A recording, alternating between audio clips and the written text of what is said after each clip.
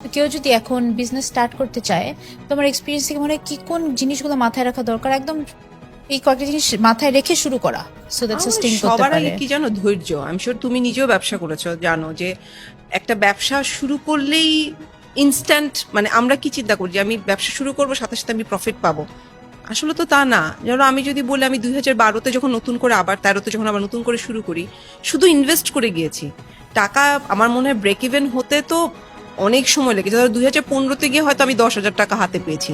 হ্যাঁ, কারণ সবার বেতন, ভাড়া, টাকাটা জাস্ট গায়েব ইনভেস্টমেন্ট, হয়ে যায়, হ্যাঁ, টাকাটা মানে টাকা কুয়ার গায়েব মধ্যে হয়ে যায়। ঢালতেছে, মানে সো গায়েব হয়ে মানে যায়। ওই ধৈর্যটা খুব দরকার, যে তুমি কাজটা শুরু করার পরে তুমি ওয়েট করছো যে তোমার রিটার্ন আসবে। ওই সময় পর্যন্ত যদি তুমি ব্রেক ইভেন পর্যন্ত তুমি যদি ওয়েট করতে পারো, তাহলে তুমি করতে পারবা ব্যবসা। কিন্তু তুমি যদি শুরু করেই ভাবো যে আমি প্রথম দিন থেকে প্রফিট দেখবো, তাহলে আর ওই ব্যবসা হয় না আসলে।